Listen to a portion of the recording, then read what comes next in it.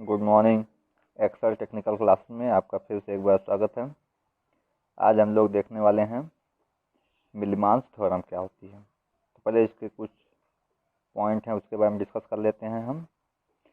तो पहला पॉइंट है, मिलमांस थ्योरम जो होता है वो केवल पैरेलल पाथ पे ही लागू होता है। दूसरा, और इसमें क्या होना चाहिए, जिसमें एक से अधिक वोल्टेज सोर्स या करंट सोर्स होने चाहिए। इसकी सहायता से पैरेलल में लगे वोल्टेज सोर्स, अगर पैरेलल में सब वोल्टेज सोर्स हैं तो उसे इक्विवेलेंट वोल्टेज सोर्स में, और अगर पैरेलल में लगे करंट सोर्स हैं तो इक्विवेलेंट करंट सोर्स ज्ञात किया जाता है। तो ये हम एक सर्किट लेंगे, उस सर्किट के द्वारा हम इसका डेरिवेशन करेंगे। तो ये है हमारा सर्किट, जिसमें पैरेलल में क्या लगे हुए हैं, वोल्टेज सोर्स कितने भी लगे हो सकते हैं। यहाँ पे ए और बी के बीच एक लोड रेजिस्टेंस लगा हुआ है। और इसमें कुछ नोट पॉइंट है, उसको भी देख लेते हैं, तब आगे बढ़ते हैं।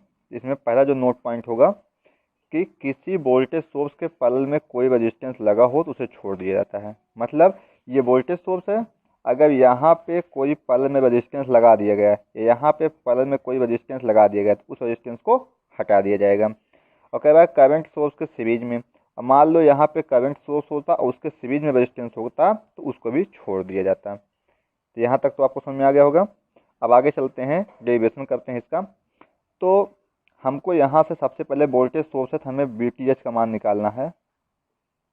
तो VTH का मान निकालने के लिए हमने क्या किया, इसको कर दिया ग्राउंड, और यहाँ ऊपर हो जाएगा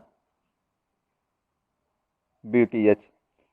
तो अगर ऊपर VTH हो जाएगा, नीचे हमने क्या कर दिया, ग्राउंड कर दिया। तो नोडल एनालिसिस से हम इसको लगाएंगे। तो हम मान लेते हैं सब में करंट कहाँ जा रही है, नीचे की ओर आ रही है। सब में करंट कहाँ आ रही है, नीचे की ओर है। मानना है तुम ऊपर की ओर मान सकते हो, सब में करंट ऊपर की ओर जा रही है, या मान सकते हो सब में करंट नीचे की ओर जा रही है, तुम्हारी इच्छा है। तो हम मान लेते हैं सब में करंट कहाँ जा रही है नीचे की ओर जा रही है। तो हल करते हैं।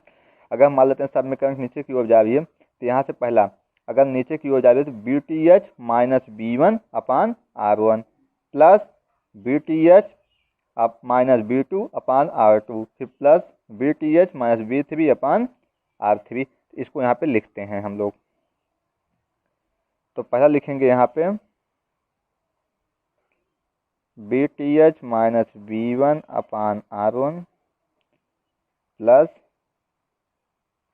VTH minus V2 upon R2 plus VTH minus V3 upon R3। इस तरह से प्लस डॉट डॉट डॉट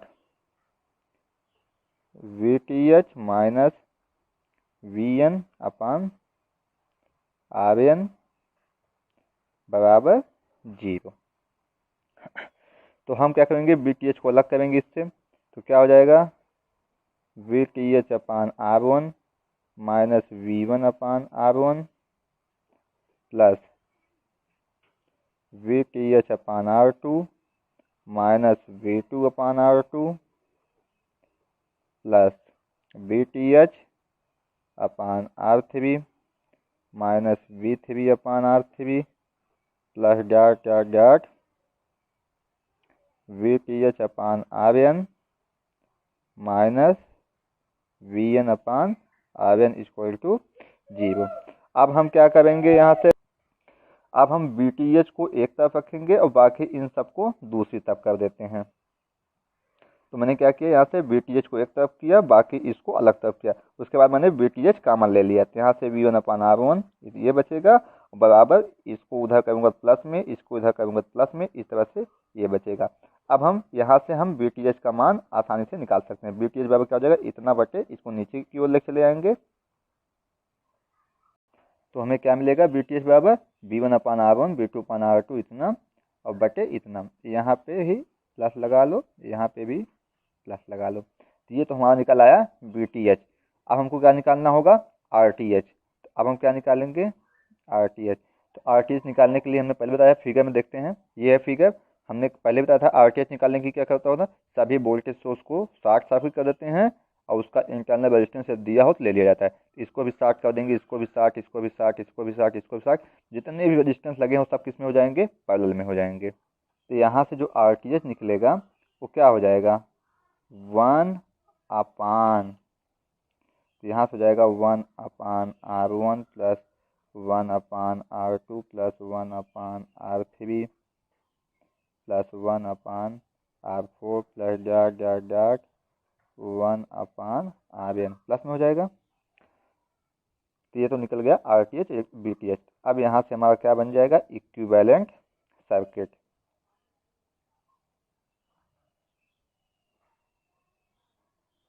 ये पॉइंट ए, ये पॉइंट बी, इसे कहेंगे बीटीएच, इसे कहेंगे आरटीएच। उसके बाद जो लगा है उसको लाके, जो रेजिस्टेंस हटाए थे उसको लाके लगा देंगे आर लोड। अब इसमें जाने वाली करंट पूछा जाए निकाल सकते हैं आराम से। तो ये तो हो गया डेरिवेशन, और मेन फार्मूला ये है और ये है। इन दोनों फार्मूलों को आप लोग याद रखिएगा, क्योंकि अब जो क्वेश्चन हम हल करवाएंगे इन्हीं दोनों फार्मूलों का डायरेक्ट हम उपयोग करेंगे। तो और एक क्वेश्चन लेते हैं और उसको हल करते हैं। ये हमारा क्वेश्चन है, इस लोड रेजिस्टेंस 8 ओम में जाने वाली करंट का मान निकालना है, वो भी किससे, मिलमांस थ्योरम की सहायता से। कितना आसान हो गया सवाल, देखो इतना लंबा सवाल है लेकिन बहुत ही आसान सवाल हो गया। तो कैसे हल करेंगे, हमको सबसे पहले इसको सॉल्व करके इस फॉर्म में लेके आना है, और उसके बाद हमको इस फार्मूले को लगाकर डायरेक्ट आंसर लेना है। तो कैसे लगेगा इसको, तो हम जानते हैं पहले हमको बीटीएच निकालना है फिर आरटीएच निकालना है। तो बीटीएच का हमने फार्मूला पढ़ा था, कौन सा फार्मूला था, ये देखो, ये है बीटीएच का फार्मूला, B1/R1 B2/R3, ये फार्मूला। फिर आरटीएच निकालने के लिए ये फार्मूला लगाएंगे, बीटीएच आरटीएच निकालते हैं। और देखो कैसे निकालते हैं बीटीएच आरटीएच। तो बीटीएच के लिए पहला ये है, तो V1/R1, तो क्या हो जाएगा, यहाँ से हो जाएगा, देखो सूत्र भी देखते रहो, तो 9/3 प्लस 12/7 प्लस 20/9 प्लस 10/5। अब पूरे के अपान में यही रेजिस्टेंस नीचे भी हो जाएगा, तो क्या आएगा 1/3 प्लस 1/7 प्लस 1/9 प्लस 1/5। अब इसको तुम लोगों को हल करना है, ठीक है। अगर इसको तुम लोग हल करोगे तो यहाँ से आएगा ये 8.93 अपान 0.78। हम इसको हल कर लिए हैं, हल करके हम डायरेक्ट लिख दे रहे हैं, इसको इतना आएगा। इसको काटेंगे, हम कैलकुलेटर से हल कर लिए हैं इसको, तो कितना आएगा 11.44 वोल्ट। ये तो हमारा क्या आ गया, बीटीएच। अब हम क्या निकालेंगे, आरटीएच निकालेंगे। तो आरटीएच में सब पैरेलल लगे हैं, तो 1/, तो कितना था, 3 रेजिस्टेंस थे, 4 लगे थे, 1/3 था, 1/7 था, 1/9 था, और अगला था 1/5। अब इसको हमको हल करना है। तो इसको अगर हम टोटली पूरा सॉल्व करेंगे, आप लोग इसको सॉल्व कीजिएगा, क्योंकि अगर हम इसको सॉल्व करेंगे वीडियो बहुत लंबा हो जाएगा, तो आप लोग इसको पूरा सॉल्व कीजिएगा। तो हमारा जो आरटीएच है वो निकल के आएगा 1.27। कितना आएगा, 1.27 ओम। ये तो आ गया हमारा आरटीएच, बीटीएच निकल गया, आरटीएच निकल गया। अब हम आई बराबर फार्मूला कौन सा बनाए थे, यहाँ देखते हैं, VTH अपान आरटीएच प्लस RL। तो इसको कहेंगे VTH अपान RTH प्लस RL। तो 8 ओम जाने वाली करंट आ जाएगा। VTH का मान कितना आया था, VTH का मान आया था 11.44 अपान RTH यही लिखा है 1.27। RL कितना था, 8 ओम था। अगर इसको आप लोग हल करेंगे तो 1.21 एम्पियर आंसर आएगा। तो ये तो हो गया मिलमांस थ्योरम से क्वेश्चन, कितना आसानी से लग गया मिलमांस से। एक और क्वेश्चन लेते हैं और उसको कुछ दूसरे मेथड से बताते हैं। अब हमारे पास एक क्वेश्चन और है जो आपके सामने दिख रहा है स्क्रीन पे। तो इस क्वेश्चन को तो आप नोडल एनालिसिस से बहुत आसानी से लगा सकते हैं। किरचॉफ से भी बहुत आसानी से लगा सकते हैं, सुपरपोजिशन से बहुत आसानी से लगा सकते हैं। तो बहुत सारे मेथड लगाने, इसमें कह क्या रहा है, मान लो क्वेश्चन में कह दिया कि मिलमांस थ्योरम की सहायता से सभी 4 ओम में, 2 ओम में, 1 ओम में करंट का मान निकालना है। तो कैसे निकालेंगे आप इसमें, देखिए बहुत ही आसान है ये। तो इसको हम सॉल्व करते हैं। सॉल्व करने के लिए इस फिगर को कुछ अलग डिजाइन से ड्रा करते हैं जिससे आपको समझ में आए। तो हमने ये फिगर ड्रा किया है। हमने इस रेजिस्टेंस को R1, इसको R2, इसको R3 माना है। यहाँ का वोल्टेज दिया हुआ है, तो मैंने वही है। यहाँ पे कोई वोल्टेज नहीं दिया है इस पैरेलल पाथ में, तो हमने वोल्टेज शून्य मान लिया है। इसमें V3 दिया हुआ है। सबसे पहले हम VTH निकालते हैं। तो VTH बराबर क्या हो जाएगा, V1/R1 बटा 1/R1। पहले V1/R1 लिखेंगे, तो 28/4 प्लस ये हो जाएगा 0/2 प्लस ये कितना हो जाएगा 7/1 और बटे में 1/4, 1/2, 1/1। इसको हम लोग अब हल करते हैं। आप लोग हल कीजिएगा, हम हल करके डायरेक्ट लिख रहे हैं इसका आंसर। तो इसको हल करेंगे तो आएगा 8 वोल्ट। तो वोल्टेज कितना आ गया 8 वोल्ट।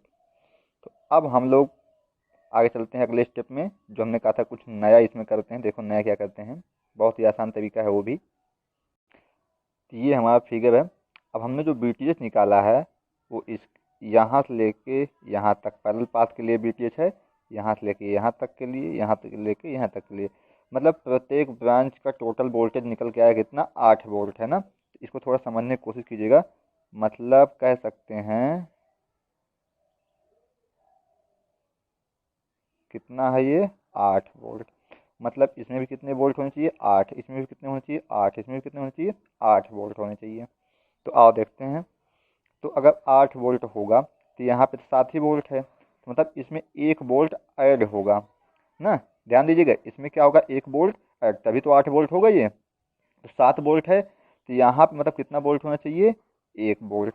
और क्या करना चाहिए ऐड। तो बैटरी में किस प्रकार से पोलैरिटी रखें कि ऐड हो, तो हम हमेशा जानते हैं कि माइनस प्लस ऐड होता है। तो यहाँ प्लस है तो यहाँ पे माइनस होना चाहिए, यहाँ पे प्लस होना चाहिए।